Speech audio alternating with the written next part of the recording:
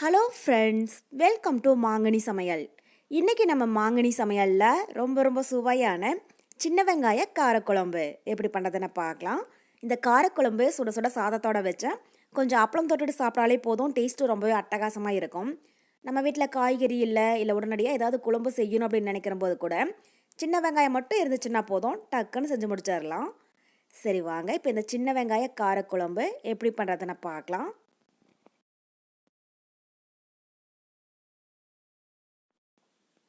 இந்த காரக்குழம்பு பண்ணுறதுக்கு ஃபஸ்ட்டு ஒரு கடாயில் 3 டேபிள் ஸ்பூன் அளவுக்கு எண்ணெய் விட்டு சூடுபடுத்திக்கோங்க. காரக்குழம்புக்கு எப்பயுமே எண்ணெய் கொஞ்சம் கூடுதலாக தேவைப்படும். எண்ணெய் சூடானதுக்கப்புறமா 1/2 டீஸ்பூன் கடுகு உளுத்தம்பருப்பு சேர்த்துடலாம். கடுகு பொரிஞ்சதும் 1/4 டீஸ்பூன் வெந்தயம்.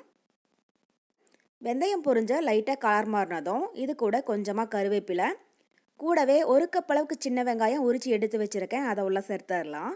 வெங்காயத்தை கட் பண்ண வேண்டியதில்லை, உரிச்சிட்டு முழுசாகவே சேர்த்துக்கோங்க. அப்புறம் ஒரு 7-8 பல் பூண்டு இதெல்லாம் சேர்த்துட்டு வெங்காயம் நல்லா கண்ணாடி மாதிரி ஆகிற அளவுக்கு வதக்கிடுங்க.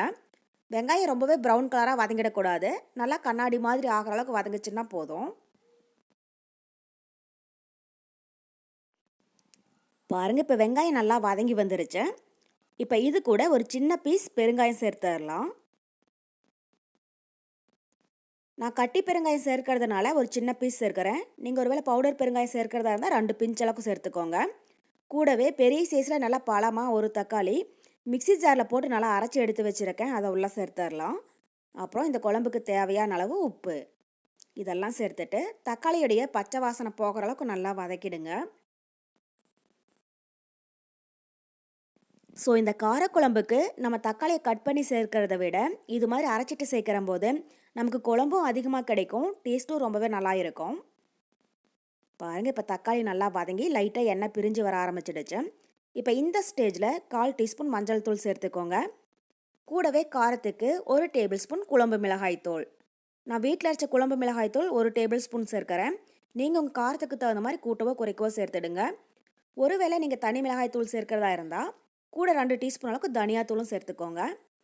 சேர்த்துட்டு இப்போ ஒரு டைம் நல்லா வதக்கிடலாம்.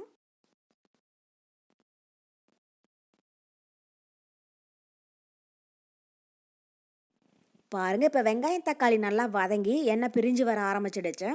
இந்த அளவுக்கு நல்லா வதங்கி எண்ணெய் பிரிஞ்சு வந்துடணும், அப்போ தான் குழம்புல தக்காளியுடைய பச்சை ஸ்மெல் இல்லாமல் இருக்கும். இப்போ இந்த ஸ்டேஜில் 1 கப் அளவுக்கு தண்ணி சேர்த்துடலாம். சேர்த்துட்டு ஒரு டைம் நல்லா கலந்து விட்டுருங்க. லைட்டாக ஒரு கொதி வந்ததுக்கப்புறமா நம்ம புளி கரைசல் சேர்த்துடலாம். மூடி போட்டு மூட வேண்டாம், ஓப்பன்லேயே இருக்கட்டும். பாருங்கள், இப்போ நல்லா கொதிக்க ஆரம்பிச்சிடுச்சு. இப்போ இந்த ஸ்டேஜில் ஒரு சின்ன எலுமிச்சம்பழம் சைஸ் புளியை ஒரு 10 நிமிஷம் போல் தண்ணியில் நல்லா ஊற வச்சு எடுத்துருக்கேன். இதை கரைச்சிட்டு புளி கரைசல் உள்ளே சேர்த்துடலாம். புளி கரைசல் பார்த்தீங்கன்னா உங்கள் டேஸ்ட்டுக்கு தகுந்த மாதிரி சேர்த்துக்கோங்க. ஏன்னா நம்ம தக்காளி அரைச்சிட்டு சேர்த்துருக்கிறதுனால அதுவே நமக்கு லைட்டாக புளிப்பு டேஸ்ட்டு கொடுக்கும். இப்போ குறைவாக சேர்த்துக்கோங்க. கடைசியாக டேஸ்ட் பண்ணி பார்த்துட்டு புளிப்பு குறைவாக இருந்துச்சுன்னா கூட திரும்பவும் கொஞ்சம் சேர்த்துடலாம். இப்போ இதை நல்லா கலந்து விட்டுறலாம். கலந்து விட்டுட்டு கொஞ்சமாக குழம்பு டேஸ்ட் பண்ணி பாருங்கள். உங்களுக்கு ஒரு வேளை உப்பு காரம் புளிப்பு குறைவாக இருந்துச்சுனாலும் இந்த ஸ்டேஜில் தேவையான அளவு சேர்த்துக்கோங்க. இப்போ உப்பு குறைவாக இருக்குது, நான் குழம்புக்கு தேவையான அளவு உப்பு சேர்க்கிறேன். சேர்த்துட்டு திரும்பவும் இதோ டைம் நல்லா கலந்து விட்டுறலாம். குழம்பு பார்த்தீங்கன்னா கொஞ்சம் தண்ணியாக வச்சுக்கோங்க. இது ஒரு 5 நிமிஷம் நல்லா கொதிச்சதுன்னா திக்காக ஆரம்பிச்சிடும். அவ்வளோதான். இப்போ கடாயோடைய மூடி போட்டு மூடி மீடியம் ஹீட்டில் ஒரு 5 நிமிஷம் அப்படியே விட்டுருங்க. நல்லா ஒரு கொதி வந்து எண்ணெய் பிரிஞ்சு வந்ததுக்கப்புறமா எப்படி இருக்குன்னு பார்க்கலாம். அப்பப்போ இடையில ஓப்பன் பண்ணி கிளறி விடுங்க. இப்போ 5 நிமிஷம் போல் ஆகிடுச்சு. பாருங்கள், குழம்பு நல்லா திக்காகி எண்ணெய் பிரிஞ்சு வர ஆரம்பிச்சிடுச்சு. குழம்புடைய திக்னஸ் பார்த்தீங்கன்னா இந்த அளவுக்கு இருக்கிற மாதிரி பார்த்துக்கோங்க. அப்போ தான் சாதத்தோட வச்சு சாப்பிட்றதுக்கு கரெக்டாக இருக்கும்.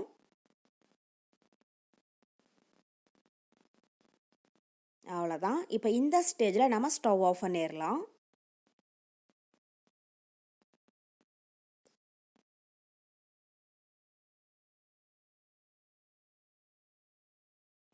அவ்வளோதான். நமக்கு இப்போது ரொம்ப சுவையான சின்ன வெங்காய காரக்குழம்பு ரொம்பவே சூப்பராக தயாராகிடுச்சு. கண்டிப்பாக நீங்களும் இதே மெத்தடில் ட்ரை பண்ணி பார்த்துட்டு எப்படி இருக்குன்னு கமெண்ட் பாக்ஸில் சொல்லுங்கள். என்னுடைய இந்த ரெசிபி வீடியோ உங்களுக்கு பிடிச்சிருந்தா லைக் பண்ணுங்கள், உங்கள் ஃப்ரெண்ட்ஸுங்க கூடயும் நிறைய ஷேர் பண்ணுங்கள். மறக்காமல் மாங்கனி சமையலுக்கு சப்ஸ்கிரைப் பண்ணுங்க. நன்றி.